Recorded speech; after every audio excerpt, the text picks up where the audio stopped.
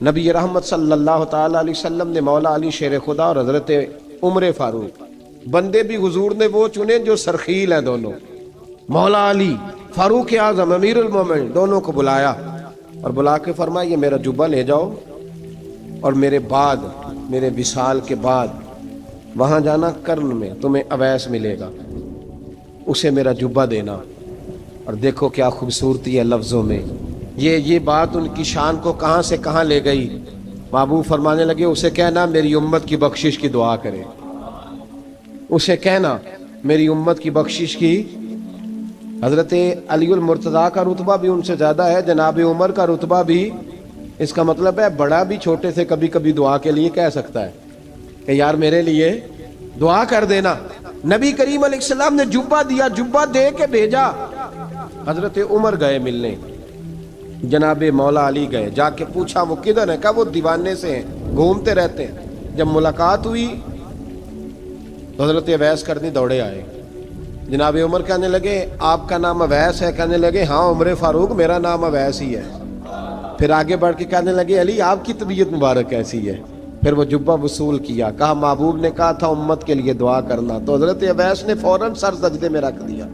اور داتا صاحب حدیث لائے ہیں، محبوب فرمانے لگے اللہ تعالیٰ بنو کلب کے قبیلے کی بکریوں کے بالوں کی تعداد کے مطابق اویس کرنی کی دعا کی برکت سے میری امت کو جنت میں داخل کرے گا۔ اتنا بڑا اعزاز، اتنا اعزاز اعزاز۔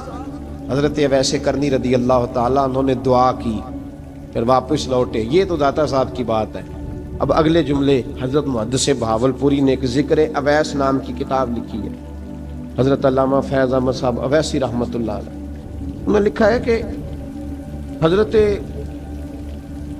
عمر فاروق اور مولا علی جب مل رہے تھے نا، تو ایک تیسرے شخص نے کہا کہ اویس ان کی زیارت کر لو جنہوں نے حضور کی زیارت کی، ان کی زیارت کر لو، چلو آپ حضور کی زیارت نہیں کر سکے تو زیارت کر لو۔ تو حضرت اویس کرنی اٹھ کے قریب گئے تو جناب علی المرتضیٰ اور جناب عمر سے کہنے لگے حضور کی داڑھی مبارک میں کتنے بال سفید تھے؟ زیارت تو نہیں کی، داڑھی میں کتنے بال؟ انہوں نے یہ نہیں کہا ہمیں پتہ نہیں، کیونکہ سوال دوسرے کا تھا۔ ان دونوں کا سوال یہ نہیں کہا ہمیں پتہ نہیں، باقی کتابوں میں الفاظ اور ملتے ہیں، میں وہ والی بات بیان کر رہا ہوں جس میں ادب زیادہ پایا جاتا ہے۔ کہا کتنے بال سفید تھے؟ تو یہ نہیں فرمایا مولا علی اور جناب عمر نے کہ ہمیں پتہ نہیں، کہنے لگے ویس آج آپ ہی بتائیں گے کتنے سفید، آج آپ ہی بتائیں کتنے ہیں۔ تو حضرت سیدنا اویس کرنی کہنے لگے محبوب کی داڑھی مبارک میں 17 بال سفید تھے، 17 بال سفید تھے، یہ ان کی زیارت کا حال۔ حضرت اویس کرنی نے ہمیں بتایا کہ دور رہ کے اطاعت صحیح کرنا، تمہارا ذکر دربار رسول پہ بھی ہوگا اور دربار خداوندی پہ بھی ہوگا۔ حضرت حرم بن حیان رحمت اللہ تعالیٰ علیہ فرماتے ہیں میں حضرت اویس کرنی کو ڈھونڈنے چل پڑا، ڈھونڈنے بھی اسے نکلا جسے کسی نے نہیں ڈھونڈا اور جو کبھی کسی کو نہیں ملے، حضرت اویس کرنی۔ یہ فکرہ کسی درویش نے نا حضرت اویس کرنی کے لیے کہا، یہ فکرہ پورا فیٹونی پہ آتا ہے، اسی کسے دے کچھ نہیں جے لگ دے تے نہ کوئی ساڈا دردی، کوئی یارانہ نہیں، کوئی دوستانہ نہیں۔ حضرت اویس کرنی کا مزار بھی کنفرم نہیں کہ کدھر ہے، بس اسی کسے دے کچھ نہیں لگ دے، کیا ضرورت ہے، بس ٹھیک ہے۔ اپنا جو ہے انداز سارے زمانے سے علیحدہ کر کے رکھا انہوں نے، علیحدہ، الگ تھلگ۔ تو حضرت خواجہ اویس کرنی کو ڈھونڈتے ڈھونڈتے کہتے ہیں میں گیا، کرن گیا، حضرت حرم بھی نہیں، یہ داتا صاحب نے اس کو لکھا ہے، فرماتے ہیں میں گیا تو مجھے لوگوں نے کہا وہ تو حج کرنے چلے گئے۔ کہتے ہیں جب میں مکے گیا تو میں نے لوگوں سے پوچھا اویس کرنی آئے تھے؟ کہنے لگے ہم تو نہیں جانتے۔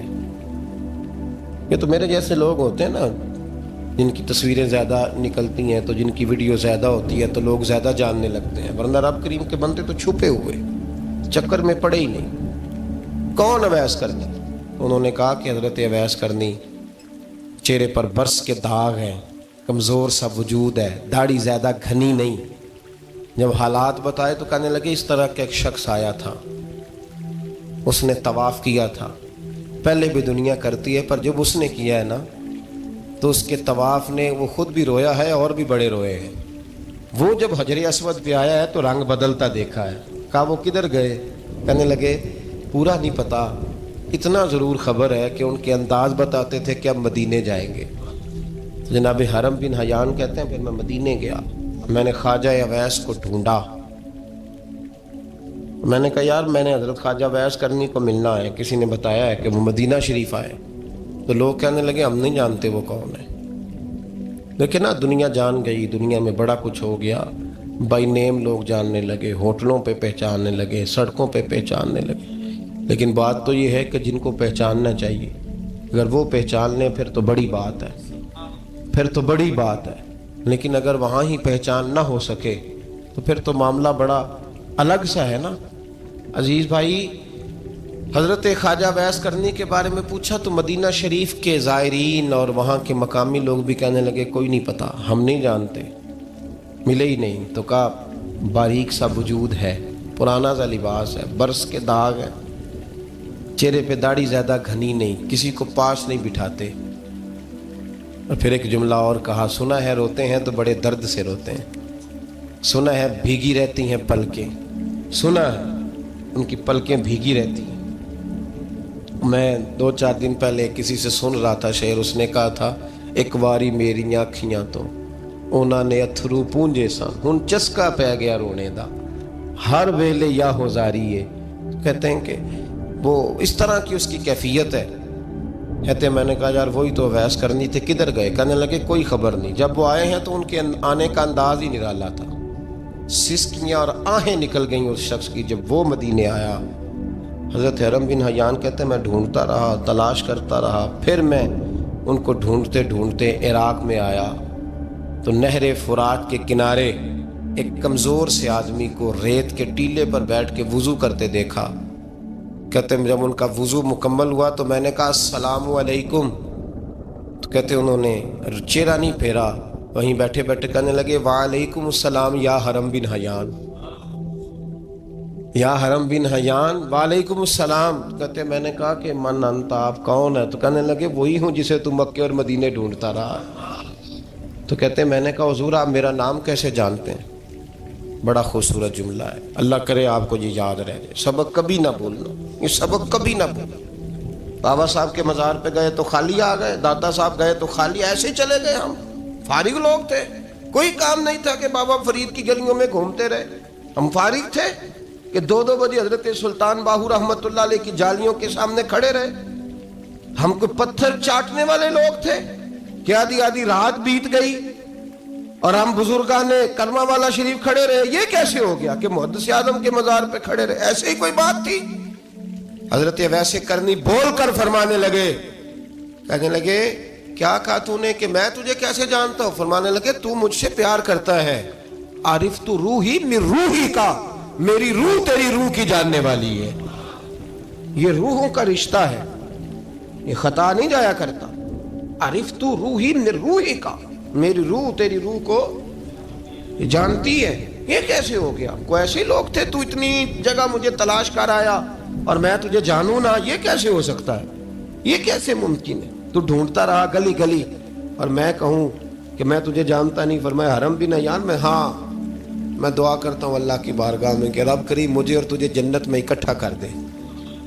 کہتے ہیں جب انہوں نے یہ دعا کی تو وہ چل پڑے۔ میں نے کہا حضور کہاں جا رہے ہیں؟ فرمانے لگے میرا پیچھا نہ کرنا، میں کسی اور منزل کا مسافر ہوں، اور جس رستے میں چل رہا ہوں نا ان منزلوں پہ ساتھ نہیں کسی کو لیا جاتا، یہ میری اپنی ذاتی منزل ہے، اس میں پاؤں پہ چھالے ذرا سخت ہوتے ہیں، ہر آدمی کا کام نہیں یہاں چلنا، تو مجھے تنہا رہنے دے اور مجھے اپنی مرضی سے چلنے دے۔ کہتے میں نے منت کی تو کہنے لگے بس انہیں جد و جہد بڑی کی تھی تو تیرے ساتھ ملاقات کر لی، تجھے پہچان لیا، تیرے ساتھ بات کر لی، ورنہ میں کہہ چکا ہوں اسی کسے دے کچھ نہیں لگ دے۔ اسی لیے میں نے حضرت غالباً امام شورانی رحمۃ اللہ علیہ کے حوالے سے پڑھا ہے کہ قیامت کے دن جب حضرت اویس کرنی جنت میں جائیں گے تو ممکن ہے اس وقت بھی لوگوں کو دیدار نہ کرایا جائے، بلکہ امام شورانی کہتے ہیں اللہ 70,000 فرشتے ان کی شکل کے پیدا فرمائے گا اور ان کے جھرمٹ کے اندر چھپا کے انہیں جنت میں داخل کرے گا۔ ملاقات کس سے ہوگی؟ صرف انہی سے ہوگی جن کے لیے انہوں نے زندگی گزار دی۔ یا خود